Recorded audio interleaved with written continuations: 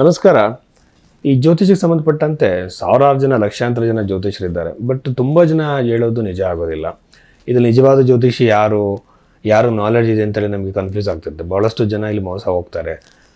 ನನ್ನ ಒಂದು ಒಪಿನಿಯನಲ್ಲಿ ನೀವು ನಿಜವಾದ ಜ್ಯೋತಿಷನ ಕಂಡುಹಿಡಿಬೇಕು ಅಂತಂದರೆ ಒಬ್ಬ ಜ್ಯೋತಿಷಿ ಹತ್ರ ಹೋದಾಗ ನಿಮ್ಮ ಜೀವನದಲ್ಲಿ ಹಿಂದೆ ನಡೆದಿರೋ 3 ಘಟನೆಗಳು ಅಟ್ಲೀಸ್ಟ್ ಹೇಳಬೇಕಾದ್ರು. ಹೇಗೆ ಹೇಳೋದು ಅಂದರೆ ಟೈಮಿಂಗ್ ಸಮೇತವಾಗಿ, ಅಂದರೆ ಈ ಆಯಾ ಒಂದು ಕಾಲಘಟ್ಟದಲ್ಲಿ ಆ ಟೈಮ್ ಪೀರಿಯಡಲ್ಲಿ ಆಯಾ ಮಂತ್ಗಳಲ್ಲಿ ಈ ಥರ ಆಗಿರೋ ಸಾಧ್ಯತೆ ಇದೆ ಅಂತ ಹೇಳಿದ್ರು ಹೇಳಬೇಕಾಗತ್ತೆ. ಇದರಿಂದ ನಮಗೊಂದು ನಂಬಿಕೆ ಬರುತ್ತೆ, ಭವಿಷ್ಯ ಕೂಡ ಅವರು ಹೇಳ್ತಾರೆ ಅಂತೇಳಿ. ಒಂದೊಂದು ಸಲ ನಾವು ಕೊಟ್ಟಿರೋ ಬರ್ತ್ ಟೈಮ್ ಸರಿ ಇರೋದಿಲ್ಲ. ಆ ಬರ್ತ್ ಟೈಮ್ನ ಅವರು ರೆಕ್ಟಿಫೈ ಮಾಡಬೇಕು. ಅಂದರೆ ಲಗ್ನವನ್ನು ಬದಲಾವಣೆ ಮಾಡಿ. ಯಾಕೆಂದರೆ ಲಗ್ನದಿಂದಲೇ ಕೂಡ ನಾವು ಭವಿಷ್ಯವನ್ನು ಹೇಳೋಕ್ಕೆ ಸಾಧ್ಯ. ಲಗ್ನದಲ್ಲಿ ಬದಲಾವಣೆ ಮಾಡೋದಕ್ಕೋಸ್ಕರ ನಿಮ್ಮ ಜೀವನದಲ್ಲಿ ನಡೆದ ಘಟನೆಗಳನ್ನ ನೋಡಿ ತಿದ್ದಿ ನಿಮ್ಗೆ ಈ ಲಗ್ನ ಅಂತ ಕಂಡುಹಿಡಬೇಕು. ನೀವು ಕೊಟ್ಟಿರೋ ಟೈಮನ್ನೇ ಹಾಕಿ ನಿಮ್ಮ ಜಾತಕವನ್ನು ಹೇಳೋದು ಅಷ್ಟು ಸರಿಯಲ್ಲ. 3ನೇದು ಪರಿಹಾರ ಹೇಳುವಾಗ ಬೃಹತ್ ಪರಾಶರ ಹೊರಶಾಸ್ತ್ರದಲ್ಲಿರುವಂತಹ ಪರಿಹಾರವನ್ನು ಹೇಳಬೇಕಾಗುತ್ತೆ. ಆ ಪೂಜೆ, ಈ ಪೂಜೆ, gem stones, numerology, tarot card, ಕರಂಗುಲಿ ಮಾಲ, ಆಮೇಲೆ ದೊಡ್ಡ ದೊಡ್ಡ ಹೋಮಗಳನ್ನು ಸಜೆಸ್ಟ್ ಮಾಡ್ತಿದ್ರೆ ಇದು ನಿಜವಾದ ಜ್ಯೋತಿಷ ಪದ್ಧತಿ ಅಲ್ಲ. ಏಕೆಂದರೆ ಬೃಹತ್ ಪರಾಶರ ಹೊರಶಾಸ್ತ್ರದಲ್ಲಿ ಕೇವಲ ದಾನ ಮತ್ತು ಮಂತ್ರ ಜಪಗಳ ಬಗ್ಗೆ ಹೇಳಿದೆ. ಅದನ್ನ ಯಾರು ಬೇಕಾದ್ರೂ ಮಾಡ್ಕೋಬೋದು.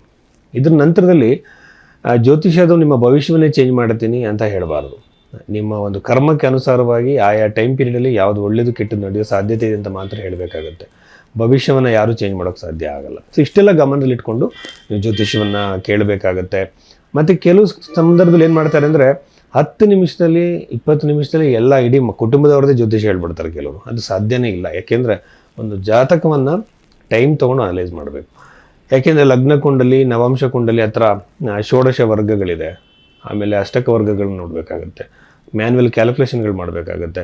ಸಾಫ್ಟ್ವೇರ್ ಇದ್ದರೂ ಕೂಡ ಬಹಳ ಟೈಮ್ ಹಿಡಿಯುತ್ತೆ. ಸೊ ಇದನ್ನು ಗಮನದಲ್ಲಿ ಇಟ್ಕೋಬೇಕು. ಗ್ಲ್ಯಾನ್ಸ್ ಮಾಡಿದ ತಕ್ಷಣವೇ ಯಾರು ಕೂಡ ಜಾತಕವನ್ನು ಹೇಳೋಕ್ಕೆ ಸಾಧ್ಯ ಇಲ್ಲ. ಸೊ ಇಷ್ಟು ಗಮನದಲ್ಲಿ ಇಟ್ಕೊಳ್ಳಿ. ಹಾಗೆಯೇ ರಾಶಿ ಭವಿಷ್ಯವನ್ನು ಹೇಳುವಾಗ ಬಹಳಷ್ಟು ವಿಚಾರಗಳನ್ನು ಗಮನಿಸಬೇಕಾಗತ್ತೆ. ಇಲ್ಲಿ ಮಂತ್ರೇಶ್ವರನ ಫಲದೀಪಿಕೆ ಗ್ರಂಥವನ್ನು ನಾನು ಆಧಾರವಾಗಿ ಹೇಳ್ತೀನಿ. ಇಂಡಿಕೇಶನ್ಸ್ ಮಾತ್ರ.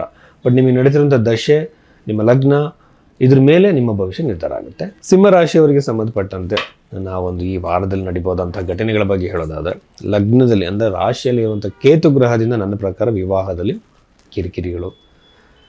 ಈ ಸಪ್ತಮ ಭಾವವನ್ನು ಉತ್ತರ ಕಾಲಾಮೃತ ಅಂದರೆ ಕಾಳಿದಾಸನ ಉತ್ತರ ಕಾಲಾಮೃತ ಗ್ರಂಥದಲ್ಲಿ ಹಲವಾರು ಒಂದು ಕಾರಕತ್ವಗಳನ್ನು ಹೇಳಿದ್ದಾರೆ. ಅದರಲ್ಲಿ ಬಂದು ವಿವಾಹ ಒಂದೇ ಅಂತಲ್ಲ, ಪಾರ್ಟ್ನರ್ಶಿಪ್, ಬಿಸ್ನೆಸ್ ಆಗಿರ್ಬೋದು, ಸೋಷಿಯಲ್ ಮೀಡಿಯಾ ಆಗಿರ್ಬೋದು, ಅಥವಾ ಅವರು ಪ್ರೊಜೆಕ್ಟ್ ಆಗುವಂಥ ಯಾವುದಾದ್ರೂ ಒಂದು ಕ್ಷೇತ್ರ, ಅದು ಕಲೆಗಳಲ್ಲಿ ಸ್ಟೇಜ್ ಪರ್ಫಾರ್ಮೆನ್ಸ್ ಕೊಡುವಂಥ ಇದೆಲ್ಲ ಕೂಡ ಒಂದು ಸಪ್ತಮ ಭಾವ ಹೇಳೋದು. ಇಲ್ಲಿ ರಾಹು ಇರೋದ್ರಿಂದ ಸೋಷಿಯಲ್ ಮೀಡಿಯಾದಲ್ಲಿ ವರ್ಕ್ ಮಾಡ್ತಿರುವಂಥ ಬಹಳ ಒಳ್ಳೆಯದು.